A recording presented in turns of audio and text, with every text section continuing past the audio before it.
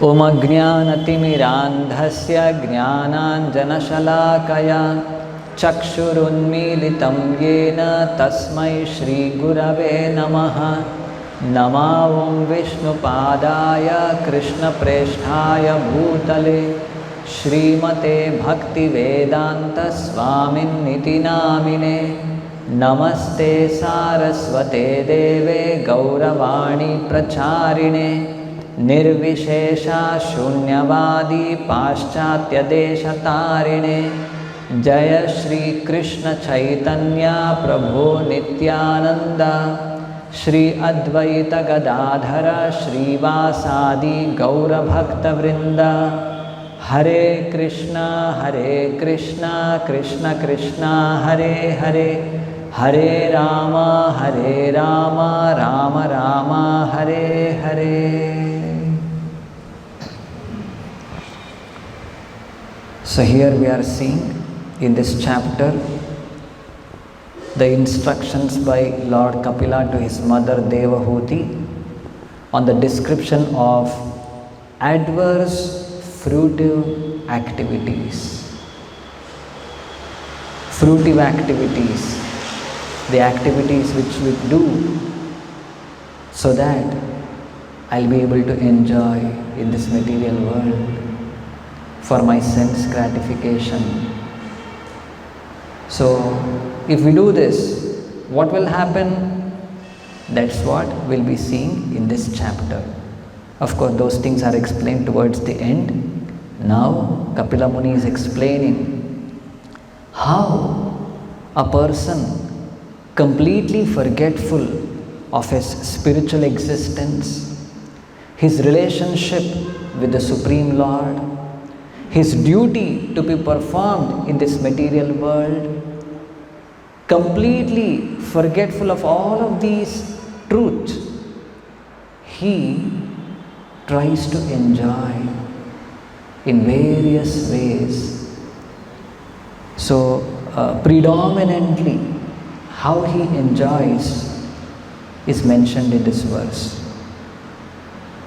What does he do? Akshipta Atma Indriya Strinam. Akshipta, completely engrossed or being enchanted or being charmed by what? Strinam, by attraction towards woman. In the beginning of the Bhagavatam, Suta Goswami describes Shukadeva Goswami. He says, Harer Guna Akshipta Manaha Bhagavan Badarayanihi. Shukadeva Goswami, he was such an exalted devotee that his mind was completely absorbed or attracted towards or charmed by or enchanted by the qualities of the Supreme Personality of Godhead. So he is completely indifferent towards anything of this material world. He did not have any clothes on his body. He was just traveling around, just completely engrossed, thinking of the various qualities of the Supreme Lord. So that is the akshipta, being enchanted by, charmed by. On the other hand, a materially engrossed person, he is also charmed by, enchanted by what? Solitary embraces of a woman, the beauty of a woman, and after that he may have some children, broken talks. Shishunam kalabhashinam. Children, they speak very sweetly with broken words, and a man becomes enchanted, charmed by all of these things. And what will happen in due course of time?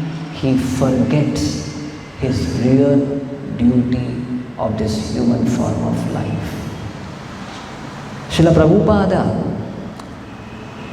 in many places has given this example of how a man for earning a livelihood, he's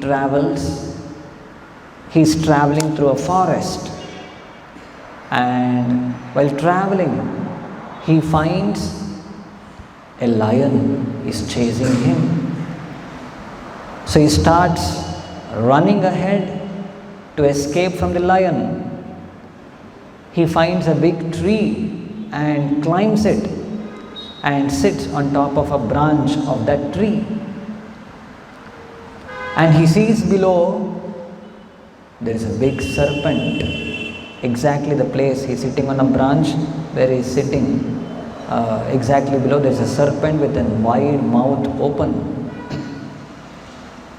Okay, somehow he escaped from the lion. Okay, the serpent, okay, somehow it's still there on the ground. At least now I'm comfortable sitting on the tree. The lion cannot climb the tree, so sufficient height, whatever. He made himself a little secure there. And he saw two rats. They are slowly eating away the portion of the branch on which he is sitting, connected to the tree. The branch is connected to the tree, and few rats are eating away that portion of the branch, and any moment the branch may just fall off. And he sees above there is a beehive, honeybee, bee comb, and occasionally some drops of honey falls from that honeycomb. Somehow he managed himself to taste the honey directly falling from the honeycomb, very sweet nectar, whatever, honey, sweet honey. And he's waiting when the next drop will fall, waiting for that, looking above. Another drop. After again another few minutes passed by, another drop. So, in all of his endeavor to enjoy the little honey which is falling from that honeycomb, he is completely unaware, forgetful of the lion nearby, the serpent below, the rats which are eating away the branch on which he is sitting. Any moment the branch may break apart, maybe he'll fall directly in the mouth of the serpent there. Maybe if at all he escapes from there, the lion is roaming around waiting for him. Forgetting all of these things, wasting his time in just for some momentary happiness.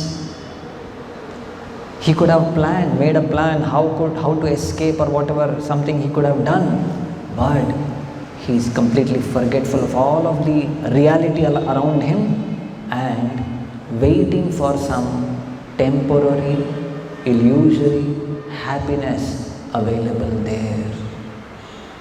So this is exactly how a human being, a man, having come to this material world, forgetful of all his spiritual identity, forgetful of all of the various kinds of miserable conditions the material world has to offer him.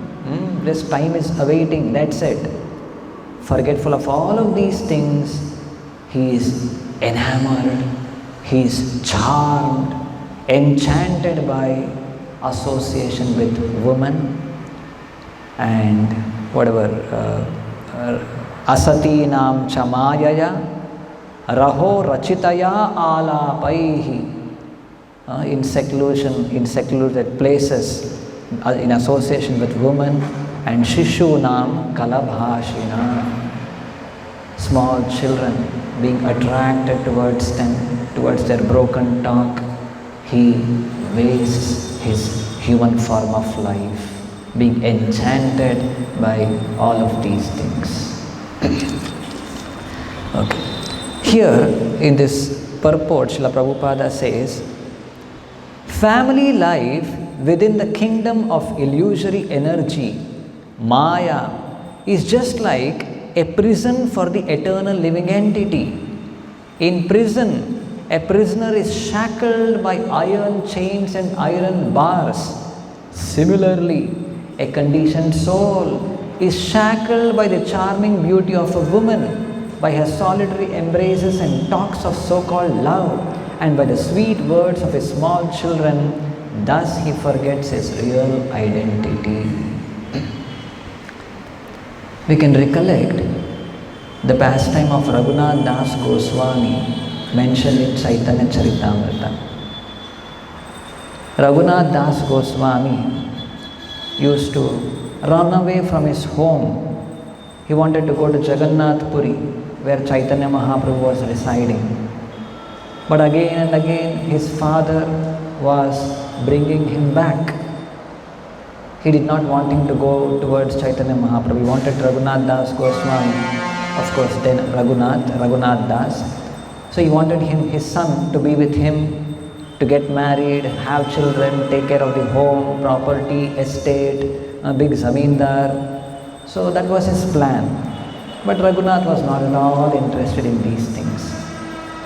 He simply wanted to go towards Chaitanya Mahaprabhu. Again and again he tries. Again and again his father brings him back. At one point of time, his mother gives her husband the advice. That is Raghunath's father. She tells, again and again he is running away from the home. We should bring some iron chains and shackles and tie him up in the home. We should not allow him to go out. His father says, see, I have gotten him married with a very beautiful wife, just like Apsara. Shri Krishna Balarama ki. I have got him married with a young, attractive, beautiful wife resembling an Apsara of the heavenly planets. He has riches like almost like the king of heaven, Indra, a palatial home with nice garden, with all many attendants, servants to take care of him, and all facilities are there. None of these things are able to attract him or hold him back. What can your iron chains or shackles do to him? Maybe he has got the mercy of Chaitanya Chandra. These things are not at all attractive for him.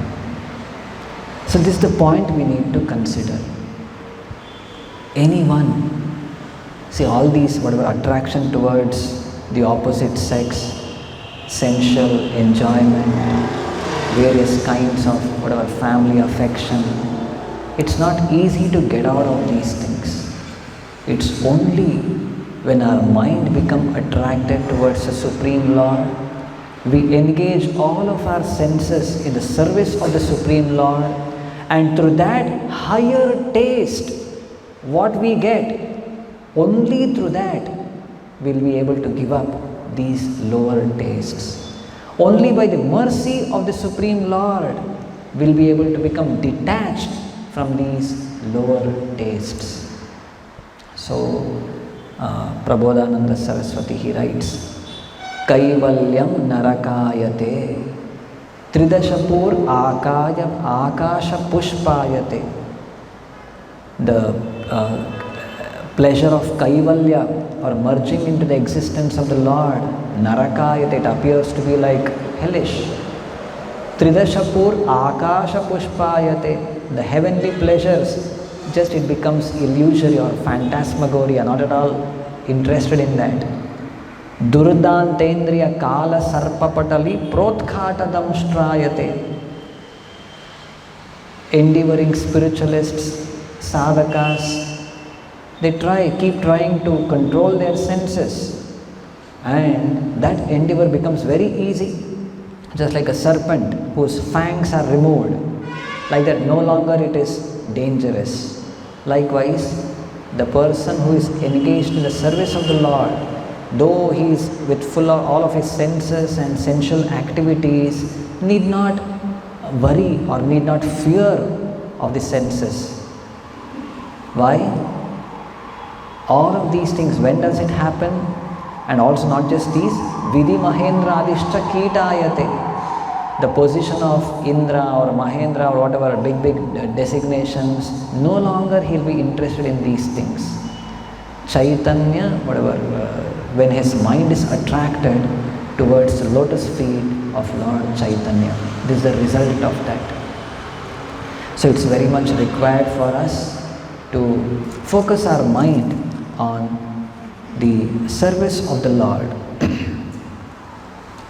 Srila Prabhupada, in one occasion, in one lecture, he says how earlier Prabhupada, sufficient time he spent in Bombay.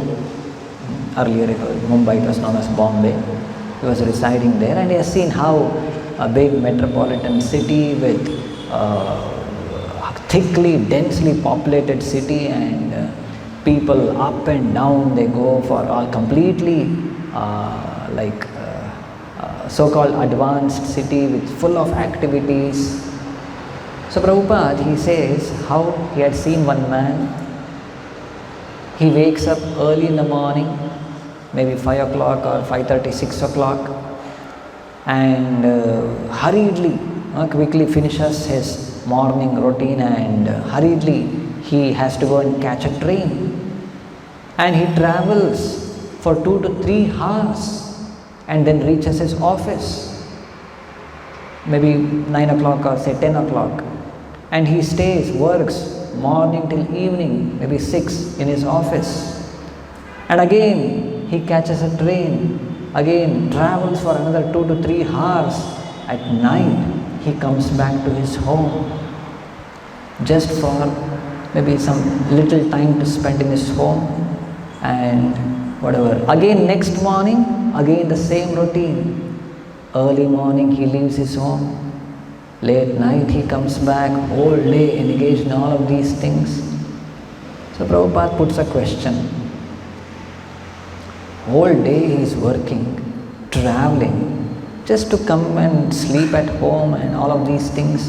Why he has to come back to his home? Well and good, he can stay there in the office itself, 3 hours going and 3 hours coming back and all these troubles. Why so much of trouble he has to take? Yes, he cannot avoid that trouble. There is that attachment to the home, the comforts, the wife, the children. He cannot give up that. So this is the shackle, the iron, like how Prabhupada says here, a prisoner in the prison house, he is shackled by iron chains. Similarly, a materialistic man, a Grihamedi, he is shackled, put into this prison. What are the iron chains and rod, iron, whatever, the things there? It is the woman, the broken talks of children, the family life. This is whatever makes him a secure prisoner. Separate iron shackles are not required. This is sufficient. This will keep him bounded in this material world. Not difficult to overcome it. So in this connection, if we say, is it wrong to remain with wife? Is it wrong to play with one's children? No, it's not wrong. But all of these things goes with a great responsibility. We find the example of Maharaja Yudhishthira. When he got the news of whatever Parikshit, his grandson, being born, so he was very happy. It's not that he was sorrow or whatever. No, he was also a family man, leading with wife, children and all of those things. He was staying in a palatial house. And when he got this news that yes, he, like whatever, Uttara, she has given birth to Parikshit, a newborn child. So during his birth ceremony, when all the Brahmanas, the Panditas, they assembled to write his astrology, So he questioned them. This child, many questions he asked. Will he be truthful? Will he take care of his citizens, because he will be the next emperor? Will he take care of his citizens nicely? Will he follow the tradition of whatever the great Rajarshis in our whatever dynasty? Will he be up to that standard and care for the citizens, take care of the entire nation? These were the concerns of Maharaja Yudhishthira. When Maharaj Parikshit was born, these were the questions he asks. And also we find the example of Maharaja Sharyati. We find in the 9th canto, Maharaja Sharyati, he somehow he goes to the ashrama of Chavana Rishi, Chavana Maharshi, and there his daughter Sukanya does some mischief, because of which some big problem happened, and later he got his daughter married with Chavana Rishi, who was very old, all skin shriveled, white hairs and completely emaciated body, but still young princess. He got her married to Chavana Rishi just to avoid some big disaster. And later, after many years, he came back to see his daughter in that ashrama. He saw his daughter Kanya staying with one young man, very attractive, beautiful features. He became very angry and he starts chastising her. What have you done? Leaving such a, you have left your husband and gone with another man. Of course, that same young man, it was actually Chavana Rishi. He had, because of the blessings of Ashwini Kumaras, he had got his youth back. He had all these attractive features. The point I am trying to say is how the king was so responsible, the daughter, the princess, not just concerned only with their comfort or their sense gratification, but all of these things with a great responsibility. What is that responsibility? In the Bhagavatam, Rishabhadeva makes it clear how Pita na sasyat, Janani na sasyat, Gurur na sasyat, Swajano na sasyat, Namochayedyas samupeta mrityum. The responsibility is that you should be able to deliver your dependents from the clutches of death. That responsibility if taken, then along with that, whatever staying as a grihastha with wife, children, then there is no problem at all. But without this responsibility, completely forgetful of one's real duty, simply engrossed, wasting one's time in sensual activities, taking pleasure with whatever in the association of women and small children, all of these things, wasting human form of life is not acceptable. See, this life, another place in the Bhagavatam we see, in the Ajamila Upakhyana, Prabhupada says here in the purport, for sense gratification, a woman creates an illusory love, and the man becomes enchanted by such false love and forgets his real duty. When there are children, as a result of such a combination, the next attraction is to the sweet words of the children. The love of the woman at home and the talk of the children make one a secure prisoner. A secure prisoner means what? He cannot escape. Fully, completely secure prison house. Nobody can escape. So this is what makes him a secure prisoner. And thus he cannot leave his home. Such a person is termed in Vedic language as a grihamedi, which means one whose center of attraction is home. See, one whose center of attraction is Krishna, development in his spiritual life, and his home, his wife, his children, everyone together, they try for this objective. He is a grihastha. On the other hand, he forgets the Supreme Lord, he forgets his real duty towards his family, and simply makes his home as the center of attraction, he is known as a Grihamedi. So one of the good examples we can relate to found in the Bhagavatam is that of the case of Ajamila. So Ajamila, there is a lot of description given how after he went along with that prostitute in the forest, what all he did, all activities just to maintain her and his family. So this description is given in the Bhagavatam. What did Ajamila do? Bandi akshay kaita vaishchauryair garhitam vrittimastitaha bibhrat kutumba ashuchir yatayam asadehinaha. This Ajamila, just to maintain that woman and his children, he engaged in all kinds of abominable activities. What all?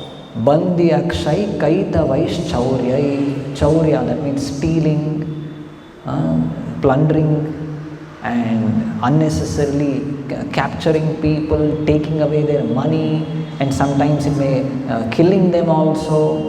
And all of these abominable activities he took up just to maintain his wife and his family, his children. Then, evam nivasatastasya lalayanasya tatsutan kalo atyagan mahan rajan ashtashityayushas samaha.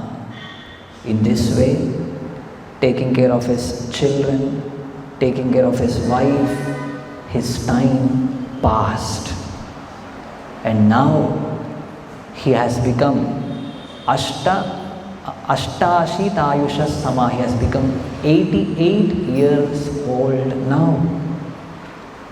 And time has passed, and this Ajamila, who is 88 years, Tasya pravayasah putra dashatesham tu yovamaha balo narayano namna pitroscha dayito bhrisham. This Ajamila, he had got 10 sons. Dashatesham, 10 sons he had, and among them Pravayasaha, the youngest one, Avamaha, the youngest one, he had named him as, what was his name? Narayana. And he was very dear to him. Ajamila was very dear to his youngest son, Narayana. And because of that affection, Sabaddha hridayas tasmin arbake kalabhashini nirikshamanastallila mumude jarato bhrisham. So this Ajamila, Baddha hridayas tasmin, his heart was attached to him.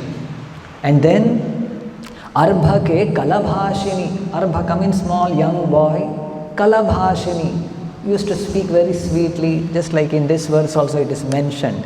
Shishunam kalabhashinam. Likewise Ajamila also, his son Arbhake kalabhashini. Very broken words, sweet words, small children they speak. Hearing that, he was so enchanted, enamored with that. Nirikshamana stallila mumude jarato brisham. Always looking at all of that, whatever small children's activity, completely engrossed, taking pleasure in those activity. Jarato brisham. He was a Jarata old man, and he was spending his valuable time in such activities of his son Narayana. Then Bunjana prapiban khadan balakam snehayantritaha bojayan payayan mudo navedagatamantakam. Bunjanaha, that means eating, prapiban while drinking, khadan. So whenever he used to sit for eating, he used to call his son Narayana, come and take this food. Narayana, come take this water, drink this water. Narayana, come sit here. So in all of these activities, his time, his human form of life was done. Navedagatam antakam. His life was over, and the Yamadutas arrived at that point of time. And later we see how the story continues. And of course, because he had named his son as Narayana, he was saved. Otherwise, because of all of his abominable activities, leaving his wife and home, coming and associating with this prostitute here, and just to maintain her, involving in all kinds of thievery, telling lies, cheating, and all of such things, he has wasted his entire life, because of which he was supposed to suffer in the hellish planets. So this is an example we see. This is an example we see in the story of Ajamila, how if at all a person becomes completely enamored, enchanted by all of his family affairs as a Grihamedi, keeping his family as the center, completely forgetful of his spiritual nature, what will happen? That's what we find in this case of Ajamila. So here, just to conclude, so these 2-3 examples we saw. The first example is of, like say here we saw just now, the example of Ajamila. Ajamila, this was the case of extreme attachment to his wife and children, completely forgetful of his spiritual life. Another example we saw, that of Raghunath Das Goswami, was no longer completely detached from his family life, his wife or parents or the palace and his duty, material responsibilities. No, he was completely aloof from that and completely wanted to practice a renounced life.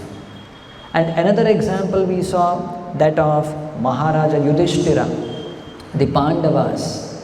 Though they stayed in the family with wife, children, with great responsibility of the administration of the entire kingdom, the empire in their hands, still how Maharaja Yudhishthira, the Pandavas, they led an ideal life of a Grihastha.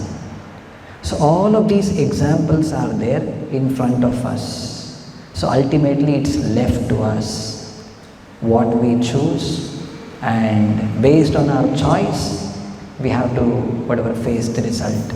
So what is recommended here, not to become a Grihamedi, Prabhupada says here. One is therefore advised to become a Grihastha and not a Grihamedi. The Grihastha's concern is to get out of the family life created by illusion and enter into real family life with Krishna. Whereas the Grihamedi's business is to repeatedly chain himself to so-called family life, in life after life, one life after another, and perpetually remain in the darkness of Maya. So in further verses, next classes we'll be seeing how a Grihamedi, it doesn't stop here. He goes, the entanglement, how it goes on building, all of those things we'll be discussing in future classes. We'll conclude here. Grantraj Srimad Bhagavatam ki, Srila Prabhupada ki.